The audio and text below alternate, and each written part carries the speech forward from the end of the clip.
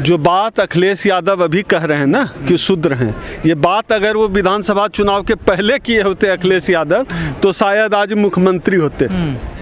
मेरी व्यक्तिगत मुलाकात है अखिलेश जी से, व्यक्तिगत संबंध है मेरे।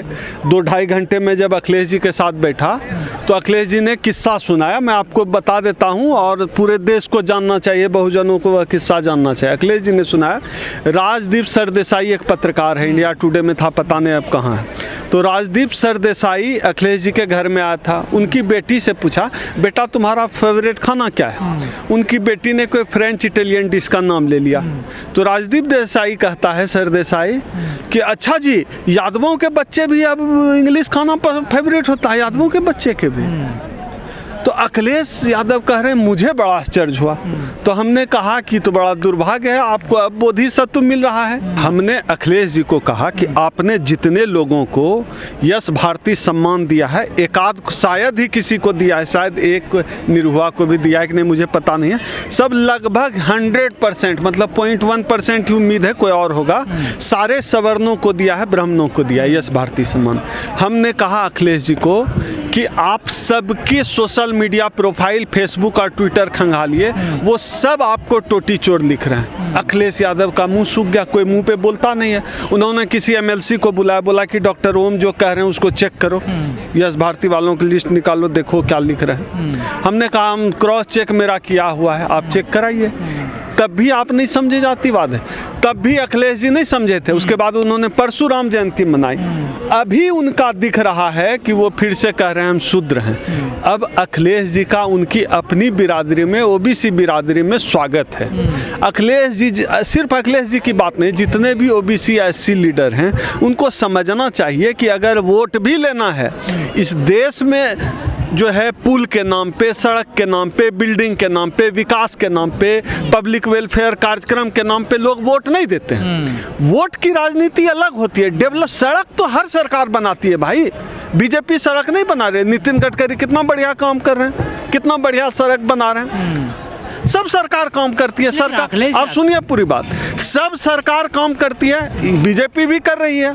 अखिलेश थे तो अखिलेश ने भी किया, लेकिन आप कहेंगे सड़क के नाम पे वोट मिलेगा, बिल्कुल नहीं मिलता है। वोट राजनीति का काम है, वो मिलता है जाति के आधार पे, धर्म के आधार पे, समीकरणों के आधार पे। तो राजनीति और विकास का आपस में कोई संबंध नहीं है। सड़क, अखिलेश जी समझ लीजिए कि सड़क बनाने से आपको वोट नहीं मिलना है, आपको सामाजिक न्याय की राजनीति करनी होगी, तभी वोट मिलेगा। वोट मिलना बिल्कुल अलग बात है। अखिलेश यादव नहीं कह रहे ना शूद्र हैं वो अकेले, लेकिन तमाम तो गुजर नेता भी, देखिए स्वामी प्रसाद मौर्य भी कह रहे हैं, कई जाट नेताओं ने भी कहा कि हम भी शूद्र हैं। ये अच्छा संकेत है ना। अब क्या है कि जो लोग बाबा साहब को पढ़ लिख गए, जो लोग डॉक्टर अंबेडकर को समझने लगे, उनकी विचारधारा को समझने लगे, मिशन मूवमेंट को समझने लगे, सोशल मीडिया पर जो हम लोगों की जो विचारधारा फैलने लगी उसको समझने लगे, आम जन एक्सेप्ट करने लगा चीज़ों को, अंधविश्वास, गैर तार्किक बातें, ये सब बातें हाशिए पर धीरे धीरे, वो एक कार्य, उसका एक टाइम पीरियड होता है, उसको ख़त्म होना ही होना है, उसमें दम नहीं है ना। आपकी ज़िंदगी में काम जो है विज्ञान ही आना है। कोई भगवान 33 करोड़ देवी देवता, मेरे दादा भैंस चराते थे और हम जो है PhD कर गए, इसमें 33 करोड़ देवी देवता का कोई रोल नहीं है, इसमें बाबा साहब के संविधान का ही सिर्फ रोल है। हम अच्छा खाना खाते हैं, इसमें 33 करोड़ देवी देवता का कोई रोल नहीं है। हाँ, उनके ज़िंदगी में है, ब्राह्मणों की ज़िंदगी में है, जो पंडा पुजारी हैं उनका 33 करोड़ देवी देवताओं से उनका काम चलता है। लेकिन इस देश का जो SC ST OBC समाज का आदमी है, उसके ज़िंदगी में बदलाव 33 करोड़ देवी देवता नहीं लाए, बल्कि बाबा साहब का संविधान बदलाव लाया है, आरक्षण बदलाव लाया है। इस समाज को यह अब समझ में आने लगा है। शेड्यूल कास्ट तो पहले से समझ रहा था, OBC समाज भी अब समझने लगा है इस चीज़ को कि 33 करोड़ देवी देवताओं का रोल नहीं है, क्योंकि भारतीय जनता पार्टी, राष्ट्रीय स्वयंसेवक संघ, उन्हीं 33 करोड़ देवी देवताओं की राजनीति करते हैं ना ये लोग, ये चक्कर है।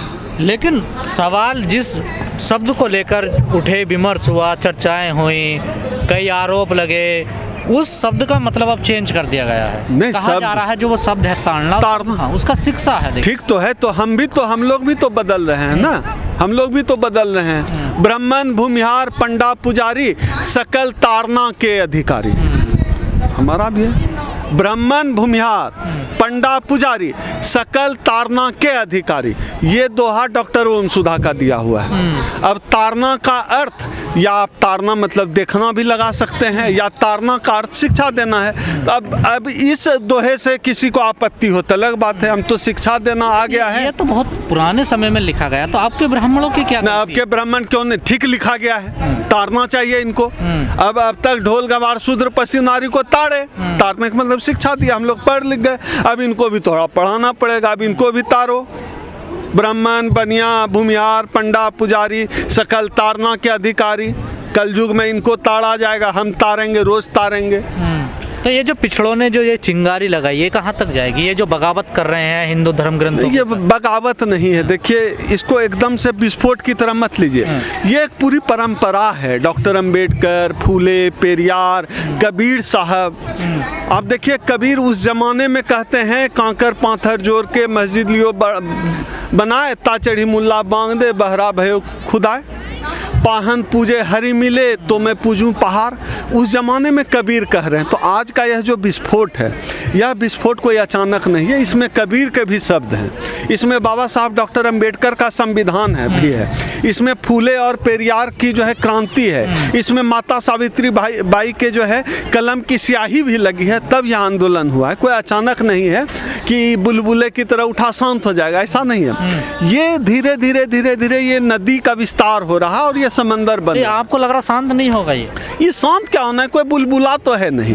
ये ज्ञान से उपजा हुआ जो है क्रांति है, ये ज्ञान से उपजा क्रांति है ना। कोई मूर्खता बस तो है नहीं, कोई भक्ति में कि पत्थर में भगवान है माथा पटक रहे। ये तर्क से उत्पत्ति हुआ है, वैज्ञानिकता से उत्पत्ति हुआ है, वाद विवाद से उत्पत्ति हुआ है। लेकिन अब एक नई चीज इसमें आने लगी है कि सनातनियों को हिंदुओं को बांटा जा रहा है। ये एक बड़ा षड्यंत्र है। भाई, ये सवाल तो हम 1 लाख बार पूछ चुके हैं। पहले हिंदू तो बताएं है कौन? हिंदू राष्ट्र बनाने की ये लोग बात कर देते हैं। एक हिंदू औकात है, मोहन भागवत की, नरेंद्र मोदी की, योगी की औकात है अगर सबकी, एक हिंदू टोला बसा कर दिखा दे, एक हिंदू गांव बसा कर दिखा दे, जहां सब दरार पैदा कर नहीं, जहां सब भाई बसा दिखाओ ना एक गांव, हम समझ जाएंगे हिंदू राष्ट्र मान लिए।